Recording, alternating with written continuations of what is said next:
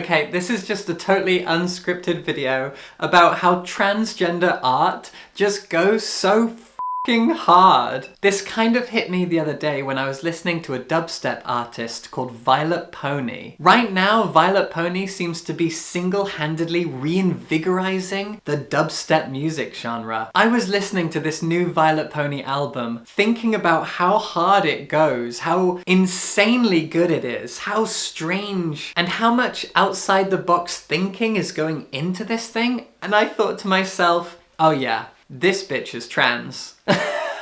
So I looked it up and yeah, Violet Pony is trans. Of course she is. Because trans art goes hard. But why? Well, I don't know. I have no idea really. Rather than trying to figure it out, I just want to celebrate how much great art there is by trans people. It's gotten to the point where like I read a really good book or I listen to a really good album and I think this person's got to be trans, right? Like if you're as much of a heavy metal fan as I am, you know who Liturgy is. And you know that the band Liturgy is the brainchild of Hyela Hunt Hendricks, a genius musician and a trans woman. Liturgy are reinventing what exactly black metal is, which is something that so many people, myself included, were saying about the band Death Heaven when their album Sunbather came out, which by the way is probably still my favourite black metal album. And the way that Death Heaven combined black metal with shoegaze was very divisive amongst the black metal fandom community, whatever. I absolutely love that stuff, and Liturgy does it even better, bringing in styles and genres and influences from so many other corners of the world of music, and I mean the entire world of music. It's really incredible stuff. Liturgy pushes the boundaries of heavy metal music, especially of black metal music, in ways that no one had ever thought of. We're talking once in a generation genius levels of pushing music into new territories, new horizons. And it's all being led by an incredible trans woman. And then of course in the world of punk music we have Laura Jane Grace. Laura Jane Grace and her former band Against Me, whom I grew up on, they put out one of the best punk albums of all time, Transgender Dysphoria Blues. That was the album that first cracked my egg years before I actually came out myself. That album has such a raw power and intensity, the kind of personal journey that you don't often see in punk music, and putting so much self into the music in that style at that time, that was revolutionary as well. And then of course we move on to my great love, literature, and all these great trans writers. As a wonderful example, I recently read Welcome to Dolly Hall by Alison Greaves. This novel is a unique experience even down to how it was published. See, what Greaves originally did was that she put together a Patreon and she published her book chapter by chapter, one at a time, on her Patreon for anyone who was subscribed to it. She serialized her novel in a way that hasn't really been done, at least not in a popular way, for decades. It used to be normal for literature to be serialized in magazines and then published as full novels when complete. And Greaves had the genius idea of doing that via Patreon, which is exactly why I stole the idea. I am currently writing a novel that my patrons on Patreon can read as I write it chapter by chapter each week. It was such a brilliant move by Greaves, and when she was done with that, she self-published it on Amazon, because trans people know how to hustle, and then very recently it was discovered and picked up by an indie publisher, Neem Tree Press, who sent me this copy. And Welcome to Dolly Hall is again a genius work of thriller fiction, because it explores gender dysphoria and toxic masculinity in ways I couldn't even imagine until I read this thing. Oh my god. So, Welcome to Dolly Hall tells the story of a boy called Stefan. Stefan is 14 years old. He's got a friend who's also 14, and that friend has an older brother who's 18. Stefan doesn't have any siblings of his own, and he becomes very attached to his friend's older brother. But that older brother eventually goes off to university. And soon after starting university and living in the titular Dolly Hall student accommodation, he goes missing. And a year after that boy's disappearance, Stefan is at a supermarket supermarket and he bumps into a woman who looks exactly like the boy who went missing. She clearly recognizes Stefan and kind of awkwardly just runs out of the supermarket. Stefan soon finds out that boys who attend this university and live at Dolly Hall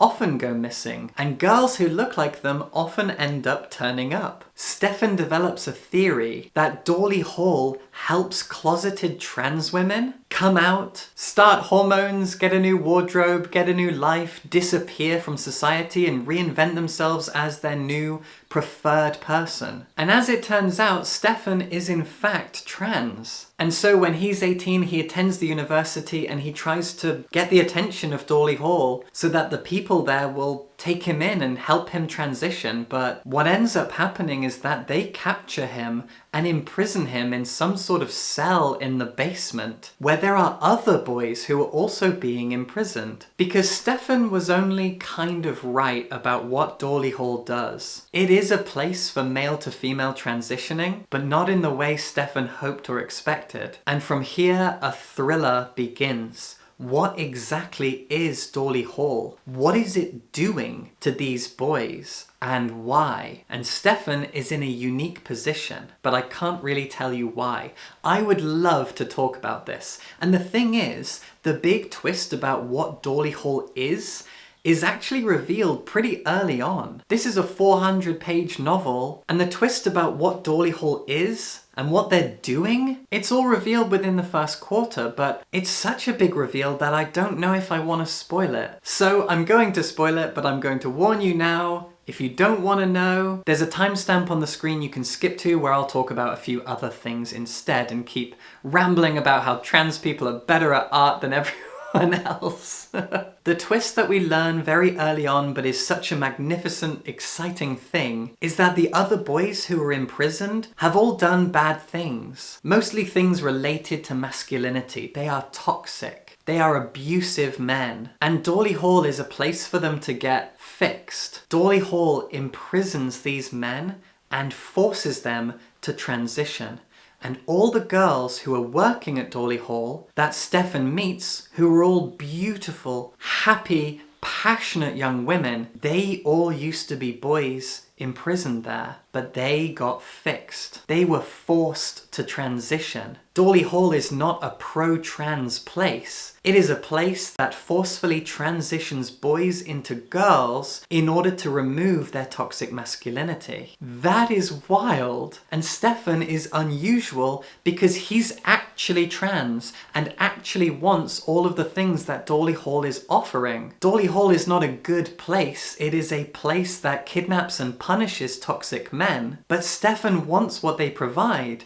He befriends one of the girls, who is our other point of view protagonist, and he confides in her that he wants this stuff. And she doesn't know what to do with that. They've never captured a trans woman before. They just capture toxic men. And she wants to get him out because this place isn't for him. And he argues that it is for him because it will give him what he wants. She says, no, this is a place of prison and torture. But he says that he can't afford to transition out in the real world. It costs too much money.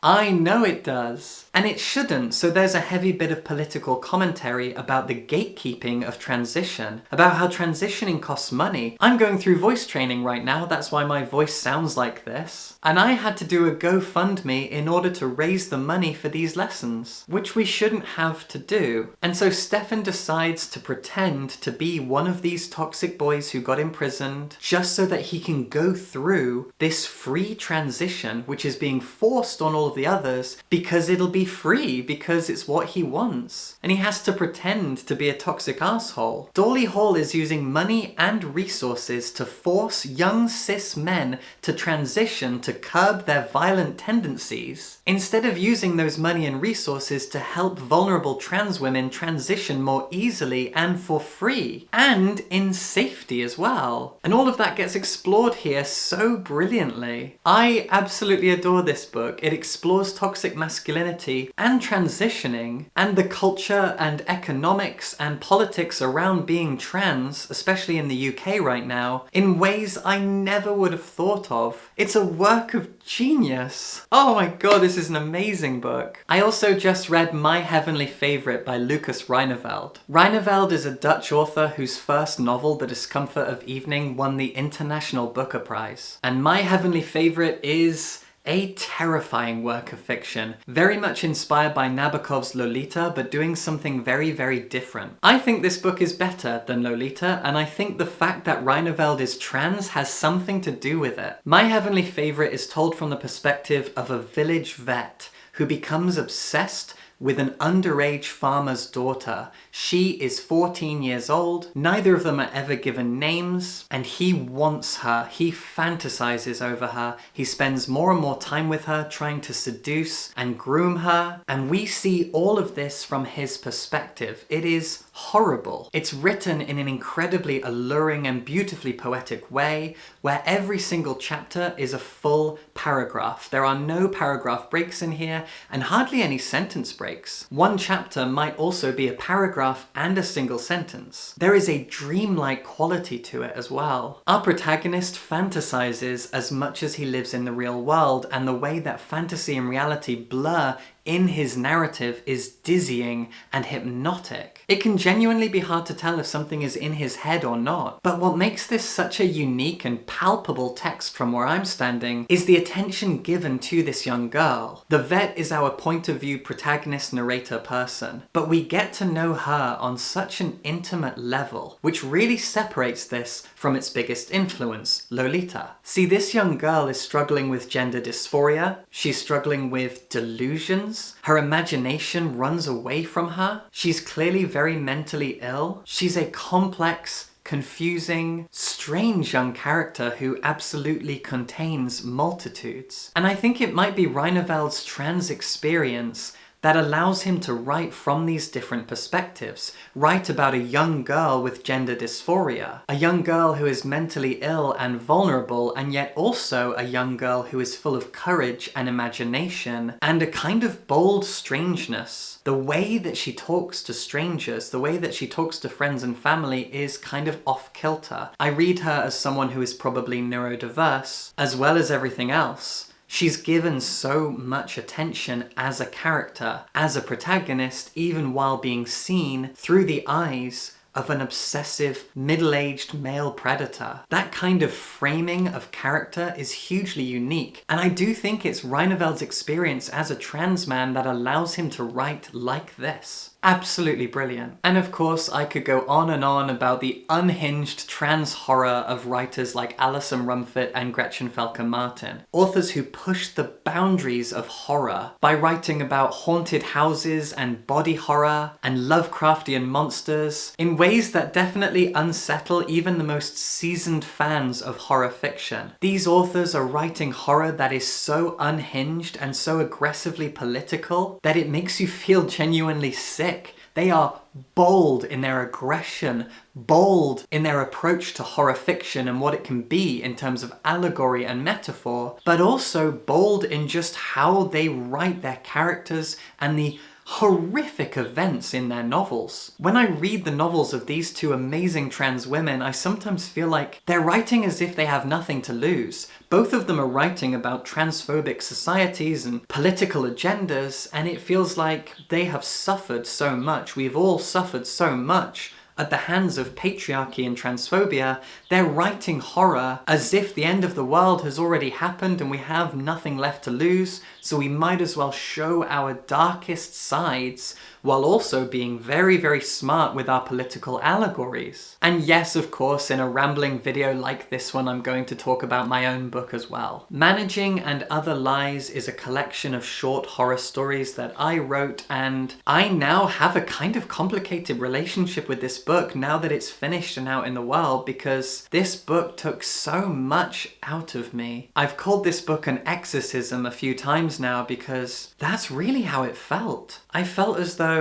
I was purging myself of all of my anger and hate by writing this thing. It is a dark collection of horror stories. about the trans experience. I'm very proud of it, but sometimes I feel kind of frightened of it. It was an exorcism. This is my demon, and I kind of feel better having purged it from me. At least for some trans artists, that might kind of feel like the experience. That our art is kind of an expulsion of all that we feel, both good and bad. And I know that that's what art is, and it would be arrogant of me to say that trans people do it better or different, even though I've kind of joked that's the case already. Art is expression, art is vulnerability and pain and experience put onto a canvas or anything else. Trans people, we just do it so well though. Trans art is so gorgeous. There are so many great musicians and writers and artists who are pushing the boundaries of whatever their chosen art form is. Dubstep artists, black metal musicians, horror authors, literary writers. Trans art is special, it is raw, it is powerful, and the thing that it's always doing is pushing boundaries of genre and style. And maybe that's a nice little metaphor for transition. We push the boundaries of gender, of patriarchy, of the cis-normative rigidity of Western culture. And we also do it through our art, by blending genres and pushing boundaries when it comes to politics, themes and ideas, whatever. I'm so proud of trans artists. If you happen to be a cis person who doesn't engage in a lot of trans art, well, trans art is transgressive and it's really special. Go read some trans books, listen to some music by trans people, enjoy yourself, have some fun, be frightened, in a good way, maybe, sometimes not, and subscribe for books.